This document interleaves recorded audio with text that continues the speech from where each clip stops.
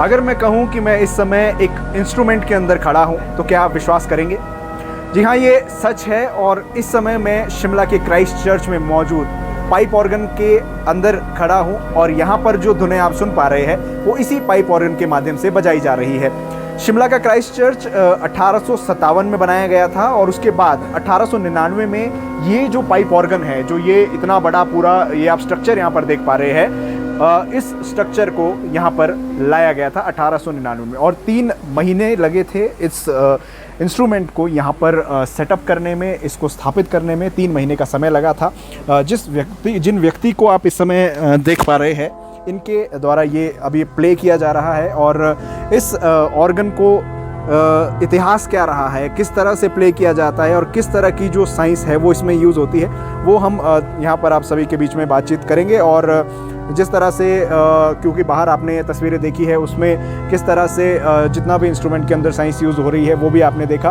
हालांकि आपको अभी देखने में ऐसा लगेगा कि एक नॉर्मल पियानो की तरह जो है इसे बजाया जा रहा है, लेकिन ये अपने आप में एक अलग इंस्ट्रूमेंट है और किंग ऑफ इंस्ट्रूमेंट्स भी इसे कहा जाता है। तो यहाँ पर हमारे साथ सर हैं, इनसे हम बातचीत करेंगे। सर, सबसे पहले तो आपके परिचय से शुरुआत करते हैं।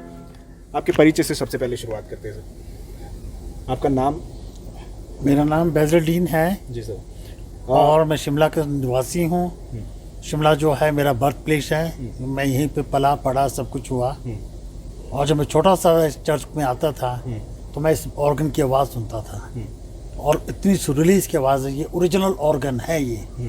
और आज इसको 125 साल हो रही है। 125 साल। इस साल सितंबर में इसको 125 साल हो जाएंगे और गॉड विलिंग हम उसकी एक सेलिब्रेशन करेंगे।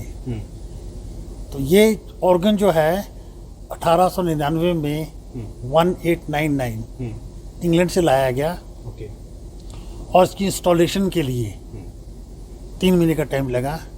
और first opening and dedication recital जो उस पर बजा था वो 28 सितंबर 1899 को बजा था। तो अब देख लीजिए आप, सितंबर में इसको 125 साल हो जाएंगे। इस ऑर्गन में अराउंड 1000 पाइप्स हैं, छोटे बड़े सब मिला करके। और इसकी आवाज़ और डिफरेंट वेरिएशंस हैं साउंड की।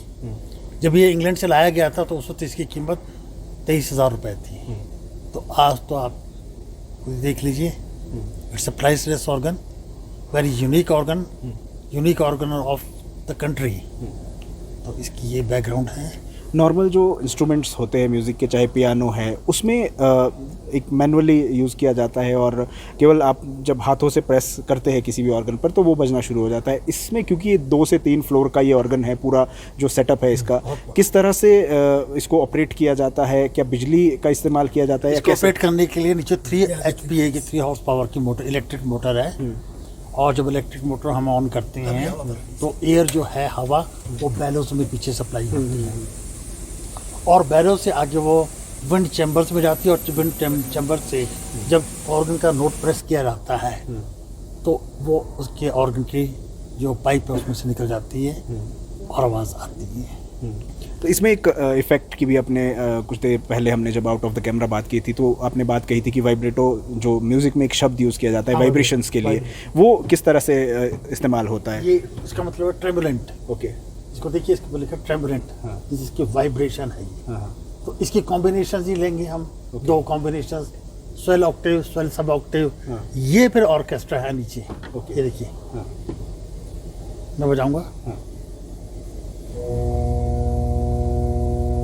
अब ये देखिए वाइब्रेटो।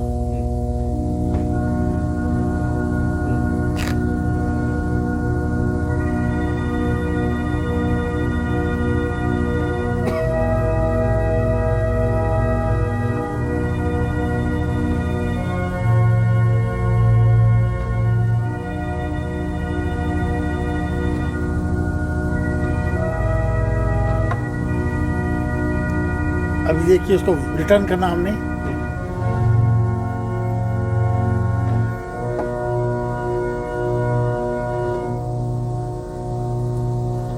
कितने प्रकार के मोड्स के माध्यम से ऑपरेट किया जा सकता है? क्योंकि जिस तरह से जो प्रेजेंट इंस्ट्रूमेंट्स आते हैं, नए इंस्ट्रूमेंट्स आते हैं, उनमें अलग अलग प्रकार के मोड्स होते हैं। और अगर इसकी बात की जाए तो इसमें कोई मोड्स नहीं है। ये ओरिजिनल साउंड ऑफ म्यूजिक है। जो आजकल के आप देखेंगे सिंथेसाइजर्स होते हैं, कहती होते हैं, उसमें तो इम्प्रोवाइजेशन है सर। इम्प्रोवाइजेशन है। आप तो एक चिप के अंदर आपने पूरी साउंड फीड कर दी, वो जब इंस्ट्रूमेंट हम उसको लेते हैं तो बजता है। ये ऐसा ओरिजिनल है, ओरिजिनल इंस्ट्रूमेंट, इसलिए इसका नाम है king of the instruments. Okay. इस प्रकार के अगर हम और बात की जाए तो क्या आज के समय में भी जो इस तरह के इंस्ट्रूमेंट्स हैं वो बनाए जाते हैं? यूरोप में बनते हैं, यूरोप अमेरिका। और उसके बावजूद क्या इसका जो इस्तेमाल है वो रिलीजियस पर्पस के लिए किया जाता है या फिर out of the religious purpose भी यूज़ होता है? ये सिनेमा के लिए भी यूज़ होता है। हाँ। अभी देखिए मेरे पास म्यूजिक, सिनेमा म्यूजिक है। इसमें देखिए organ music for church recital और सिनेमा, इसको आप ले सकते हैं। ये बड़े बड़े जैसे हॉलीवुड है, हॉलीवुड की मूवीज में जाते हैं, इसका इस्तेमाल होता है। ओके। हॉलमैक्स में इसका इस्तेमाल होता है। ठीक है, ये organ music for church recital, church recital और सिनेमा के लिए भी यूज होता है, फिल्मों में भी आते हैं। हाँ। पहली बार जो धुन इसमें बजाई गई थी, क्या एक बार आप प्ले करके दिखा सकते हैं? पहली बार तो जब ये बन लगा था, हाँ, जब लगा था चर्च में, वो 125 साल पहले लगा था। हाँ, कुछ है, आप नहीं थे लेकिन कुछ है आइडिया उसका? नहीं, उस समय। चलिए। हाँ, उस टाइम जी।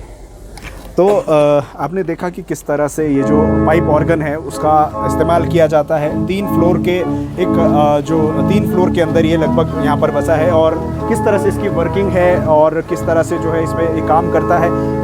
3 हॉर्स पावर का जो इलेक्ट्रिसिटी है वो एक मोटर इसमें लगाई गई है, उस मोटर के माध्यम से इसको ऑपरेट किया जाता है और पहले जो है वो ऑन करने के बाद ही उसके बाद आप इसको ऑपरेट कर सकते हैं, क्योंकि जो बाकी के जिस तरह से ऑर्गन्स रहते हैं, चाहे वो पियानो है, सिंथेसाइजर्स है, उनको आप मैनुअली बिना किसी जो बाहरी एनर्जी है उसके बिना इस्तेमाल कर सकते हैं, लेकिन इसके लिए आपको मोटर की आवश्यकता पड़ेगी और उसके बाद ही ये ऑपरेट हो पाएगा।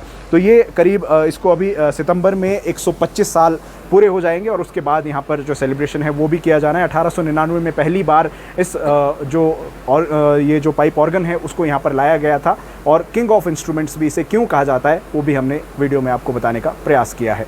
पंकज सिंगटा, लोकल 18 शिमला।